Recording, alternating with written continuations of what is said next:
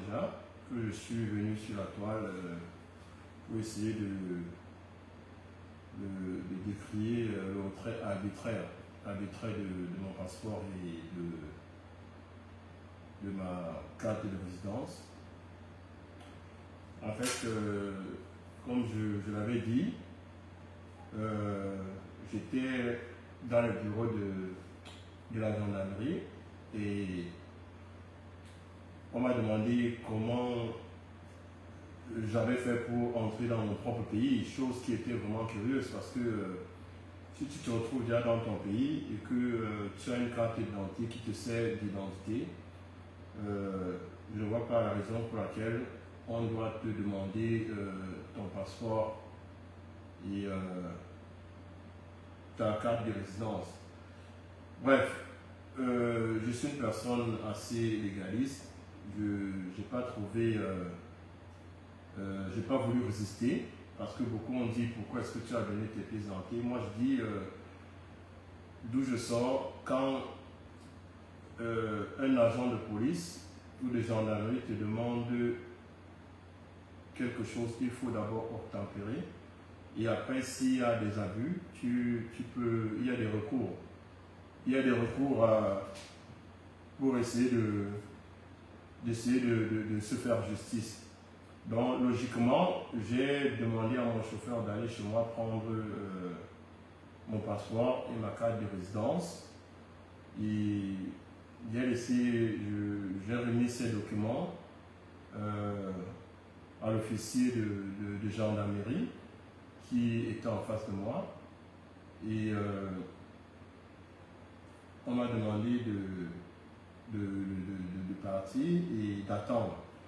Donc, je suis revenu. Bon, avant ça, on m'a posé plusieurs questions. Des questions que moi, je ne comprenais rien parce que pourquoi on retire ton passeport? Il faut au moins qu'on te notifie les raisons pour lesquelles on retire ton passeport.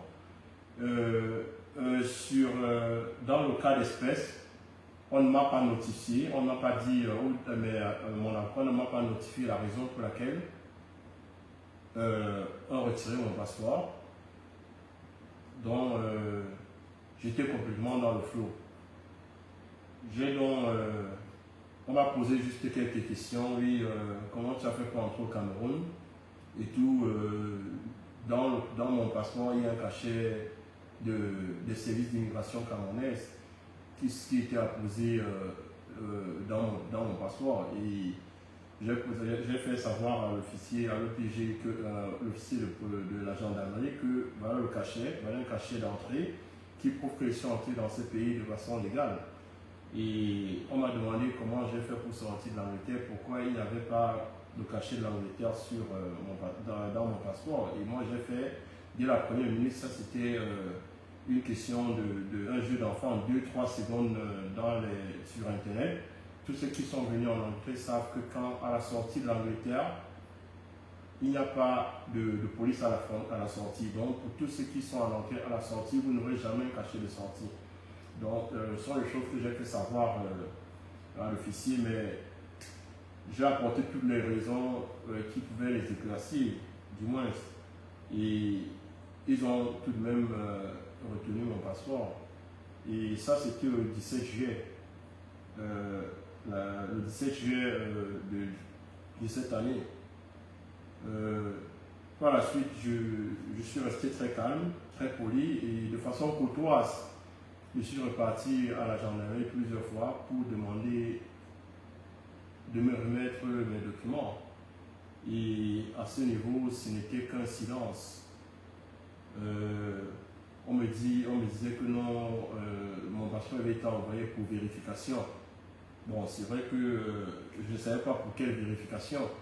Parce que je pense que dans un pays normal, on ne met pas la charrue avant les bœufs. On a d'abord me dit pourquoi est-ce qu'on retient mes documents avant d'envoyer ça pour vérification. Vérification de quoi? Je pense qu'à ce moment, eux seuls savaient les vérifications qu'ils voulaient faire. Je suis resté calme, plusieurs reprises, aller-retour. Je n'ai pas eu mes documents. Donc, c'est pour ça que le mois passé, j'ai dû faire une sortie. Et après ma sortie, j'ai été saisi par le CED. Le CED, pour ceux qui ne savent pas, c'est l'organe qui contrôle la gendarmerie. Et j'ai été contacté par le CED, j'ai été contacté par le colonel Nana Georges II du PICOPS. C'est une personne, un fonctionnaire qui est vraiment sérieux dans tout ce qu'il fait. Le colonel Nana m'a donc appelé et il m'a demandé ce qui se passait. Et j'ai laissé savoir tout ce qui se passait. Et tout de suite, il a saisi la plus haute hiérarchie. Donc, il a contacté le ministre secrétaire à la Défense, dans le CED, donc ça a eu le ministre Etoga Galax, et qui tout de suite a interpellé le général de région au niveau du littoral. Et le général a demandé à son service de m'appeler. Donc je suis arrivé dans le bureau du général, le général Ekon Wessé Divine. Et c'est un monsieur qui m'a surpris par sa gentillesse. Et ça m'a vraiment fait chaud au cœur. Pourquoi? Parce que dans ce pays, il y a des papas qui sont prêts à vous aider quand vous êtes dans une situation de détresse. Donc le général m'a reçu pendant près d'une heure et il était vraiment indigné par tout ce qui m'arrivait. Et il a donc par la suite saisi la gendarmerie pour savoir ce qui n'allait pas. Après un certain moment, je suis reparti à la gendarmerie pour savoir la position de mes documents. Et la gendarmerie m'a fait savoir que tout ce qui concerne les passeports, ça relève de la police. Près d'un mois après, on me fait savoir qu'on a envoyé mes documents au niveau de la police, donc au niveau de la délégation. Donc, avant de commencer, je ne suis pas en train de jeter l'anathème sur nos forces de police et de gendarmerie, mais je veux juste dire ici que le véritable problème des Camerounais, ce sont les Camerounais. Pourquoi? Parce que les services dans tous les pays au monde fonctionnent à partir des informations. Donc, je suis victime de la délation de la part de certains de mes compatriotes. Pourquoi? Parce qu'ils sont allés à la gendarmerie raconter tout un tas de conneries à mon égard. C'est vrai qu'à ma première sortie, j'ai été un peu dur, mais je ne savais pas ce qui se cachait derrière. Donc, certaines je ne vais pas tirer sur les gens. Pourquoi? Parce que actuellement, le procureur général, M. Fouet, a ouvert une enquête et je profite pour adresser mes condoléances au procureur, M. Fouet, qui est en deuil, et c'est un papa qui m'a reçu dans son bureau pendant plus d'une heure de temps. Et comme je dis, il était vraiment indigné par tout ce qui m'arrive et il a ouvert une enquête par rapport à tout cela. Donc je ne vais pas entrer dans trop de détails ou bien indexer les personnes. Pourquoi? Parce que je pourrais tomber sur le coup de diffamation. Donc d'ici là, lorsque l'enquête va aboutir, je vais vous dire les personnes qui étaient derrière ça. De toutes les façons, nous sommes Camerounais et partout il y a des rumeurs, il y a des choses qui se disent. Et donc, déjà, beaucoup de gens ici sont au courant de la cabale, puisqu'une certaine bande a lancé à mon égard. Des personnes m'insultent à longueur de journée pour rien. Un un certain clan a commencé à dire depuis un certain moment, avant que je devienne public, qu'on a retiré mes documents. Comment ils le savaient, je ne sais pas. Donc, c'est juste pour dire que je ne veux pas, on est tous sur la toile et on connaît les gens qui se sont réjouis du fait que mes documents me soient retirés.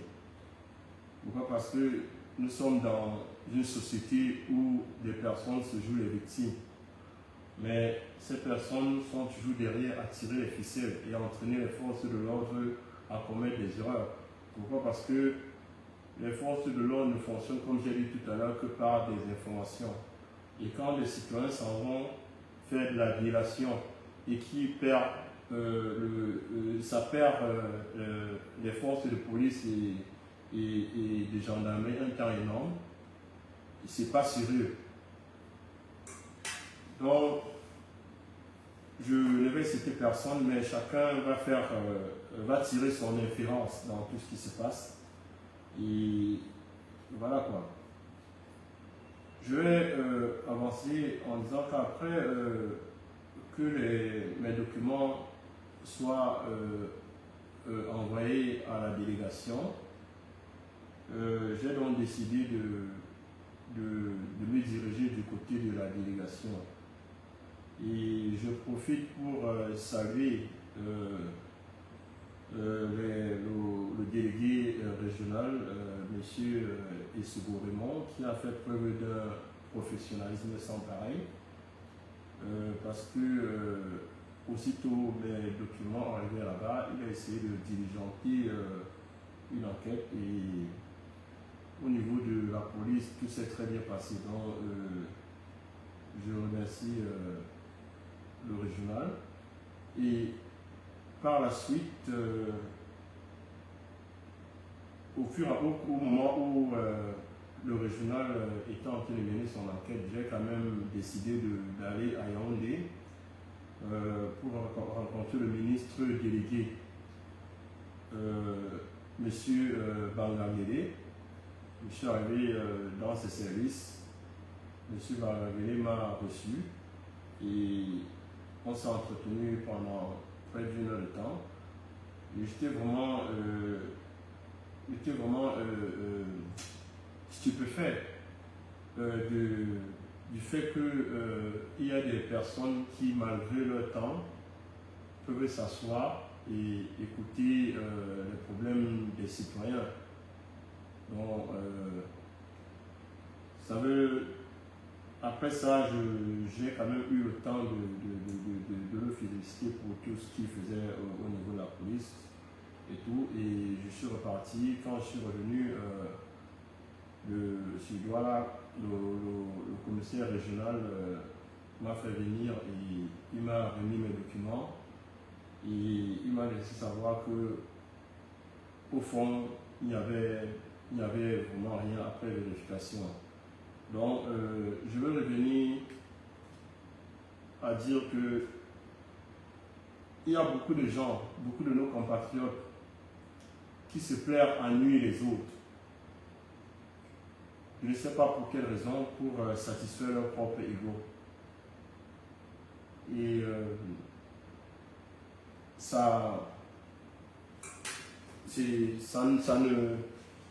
tout ce genre de choses contribuent à salir l'image du pays. En fait, je ne vais pas passer le temps à ressasser le calvaire que j'ai traversé. Mon direct aujourd'hui avait beaucoup plus une orientation pédagogique.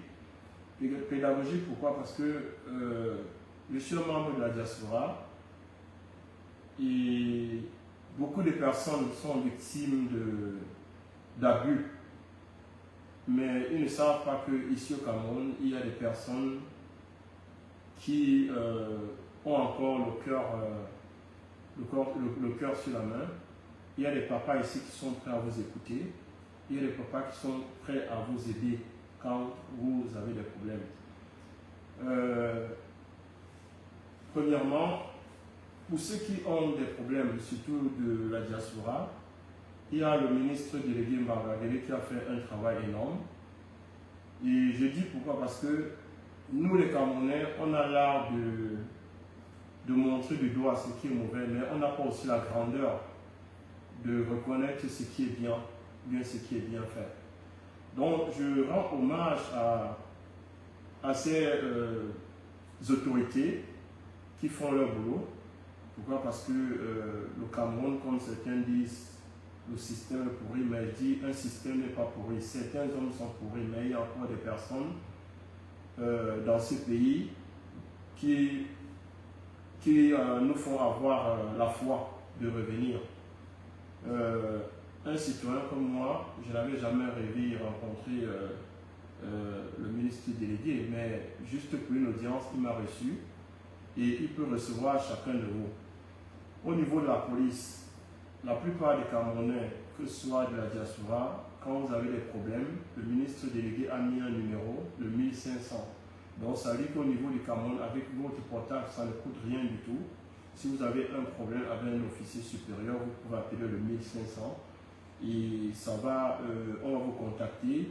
Ça ne prend pas longtemps et ils vont vous contacter. Et votre problème sera pris en charge. Donc, il ne faut pas perdre la foi.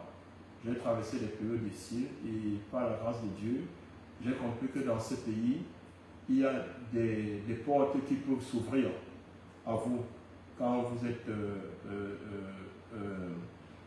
dans des situations difficiles. Donc, pour les gens de la diaspora, il faut retenir, quand vous avez un problème avec des personnes de la police, le ministre délégué a mis un numéro pour vous.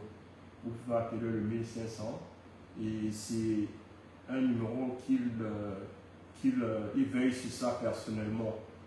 Et j'étais dans son bureau, j'ai vu combien il travaille et n'ayez crainte, quel que soit le problème que vous avez au Cameroun, appelez ce numéro.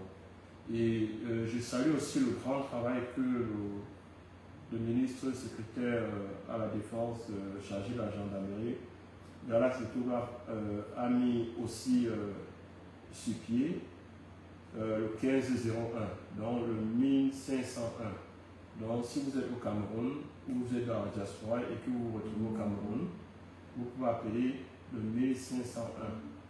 Si vous avez un problème avec qui que ce soit, même un haut gradé de la gendarmerie,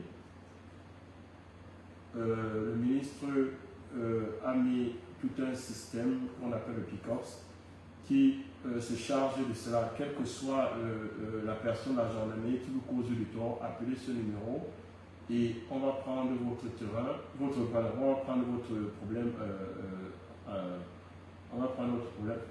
problème en charge. Donc, et c'est, comme j'ai dit tout à l'heure, le colonel Georges Picops, le colonel Nana Georges, celui qui s'occupe de ça, c'est un monsieur qui m'a beaucoup surpris. Il a l'écoute, c'est un monsieur qui aime son travail.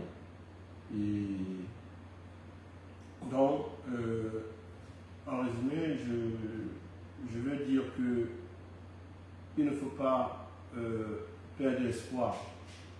Et je disais tout à l'heure que je rends hommage à ces papas qui travaillent énormément. J'ai eu très très chaud que ces personnes que je ne connaissais pas avant m'accueillent et essayent de tout faire pour résoudre mon problème. C'est vrai que c'est pas vraiment évident, mais les portes peuvent vous être ouvertes. Donc, je ne vais pas venir ici tirer sur les gens, ou bien jeter dans la tête, comme j'ai dit tout à l'heure, sur nos forces de police. Je veux juste laisser savoir à beaucoup de gens qu'il y a espoir. Quand vous êtes au Cameroun, il y a des personnes qui peuvent vous aider quand vous êtes en difficulté. Il y a beaucoup de mes compatriotes de la diaspora que j'aimerais aussi remercier. Pourquoi? Parce que quand vous êtes dans un problème, ça fait toujours chaud au cœur de voir une personne qui peut vous appeler et essayer de compatir à ce que vous traversez. Donc, j'ai un grand frère, Alain Yo, qui est en Belgique. Il m'a beaucoup orienté dans tout ce qui se passait. C'est lui qui m'a orienté vers certaines portes. Je vais être honnête, je ne croyais vraiment pas qu'au Cameroun, les autorités sont accessibles. Je ne croyais vraiment pas qu'au Cameroun, les autorités sont accessibles. N'ayez crainte, si vous avez des problèmes, allez vers les autorités, ils vont vous ouvrir les portes.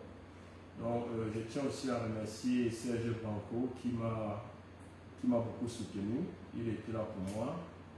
Je tiens à remercier Fidèle de Londres qui m'a beaucoup soutenu parce que ça a été une période de 2 mois, ça a été une période très stressante. Ça a vraiment été stressant. Et juste le fait que ces personnes m'appelaient tout le temps, ça me remontait.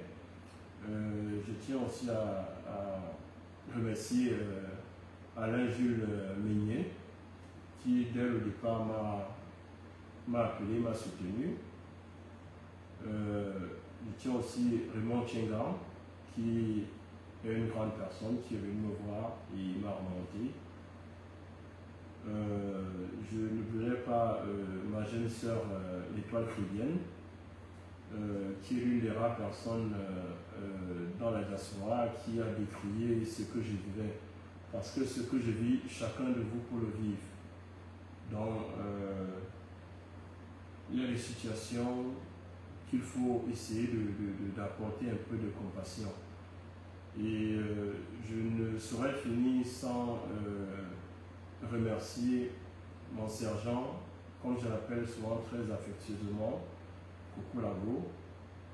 Et comme tu le sais, Coco, la dernière fois je t'ai dit, nous sommes 25 millions de Camerounais, mais il y a 24 millions de sorciers. Nous sommes dans un pays où les bourreaux deviennent victimes et les victimes deviennent bourreaux. Donc, je vais juste te dire, ce que tu fais, il faut juste prendre un peu de recul. Pourquoi? Parce que j'ai été diabolisé par des personnes que j'ai aidées. Et souvent, le fait de combattre, ça te prend beaucoup plus d'énergie. Et ça te détruit. Donc, tout ce que je vais te dire, c'est que la plus grande justice, c'est la justice divine. Donc, il faut remettre ton problème à Dieu. Beaucoup de gens ont compris ton combat.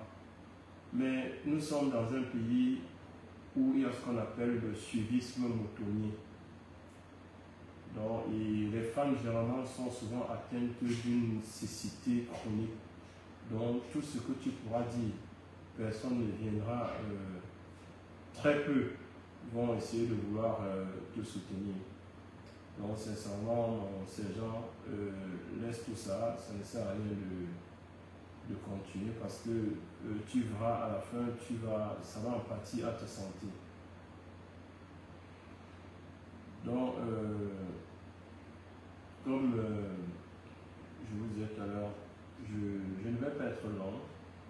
Pourquoi? Parce que peut-être beaucoup s'attendent que je vais ici insulter les gens.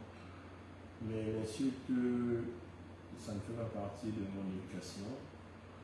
Et comme j'ai dit tout à l'heure, mon direct c'était beaucoup plus pour édifier beaucoup de personnes de la diaspora. Et beaucoup de personnes sur place pour leur faire comprendre que, étant au Cameroun, on peut avoir justice. Peu importe le temps que ça prend. On dit la justice prend du temps, mais on arrive toujours à arriver au bout de. On arrive toujours à avoir gain de cause. Donc, pour les gens qui se sont mis à dire que non, mon passeport a été retiré parce que je suis au tribunal avec X ou Y, il tient à dire à certaines personnes, quand tu es au tribunal avec quelqu'un, on ne retire pas ton passeport. Pourquoi? Parce que quand vous êtes, si on doit retirer, on doit retirer ça au début de la procédure. Quand une procédure est en cours, pourquoi? Parce que mon tribunal n'est pas encore fini et mon passeport a été remis. Donc, cette hypothèse pour des personnes qui veulent profiter de la pluie pour chier dans le torrent, ça ne marche pas. Et les gens ne sont pas bêtes. Donc, j'ai mes documents Et je remercie énormément tous ces papas qui m'ont aidé. Et le procureur de la République, M. Foué Jean-Claude, comme j'ai dit, qui est un papa ouvert, il m'a reçu plusieurs temps. Quand vous avez des problèmes au Cameroun d'abus, allez voir le procureur général. C'est un papa ouvert, il va vous recevoir. Au niveau du CED, vous avez le 1501. Vous avez des problèmes avec un gendarme. Vous appelez le 1501. On va vous recevoir. Il y a le colonel Nana Georges qui est un gendarme un gendarme qui aime son travail. Donc, vous allez. Il y a le ministre Gala Setouga qui a beaucoup fait pour la gendarmerie. Il a mis à la disposition le 1501 dans le cas où vous avez des problèmes avec des gendarmes. Et on va vous écouter et on va prendre votre problème en charge. Au niveau de droit, là, vous avez le délégué, M. Essibourmont, qui est vraiment à l'écoute. Et n'hésitez pas d'aller de voir si vous avez des difficultés. Je ne finirai pas sans parler du délégué, du ministre délégué, M. Mbarandele, qui est un papa accessible. Si vous avez des problèmes, allez, il va vous recevoir. Et sans oublier le général Ekon aussi, de la région du littoral, qui est aussi un papa qui est à l'écoute. Vous avez des problèmes à droite, allez cogner son bureau, il vous ouvrira. Je vais clore ce direct en disant qu'il faut garder l'espoir. Le Cameroun, c'est notre pays à nous tous. Et il ne faut pas désespérer. Bonsoir et restez bénis.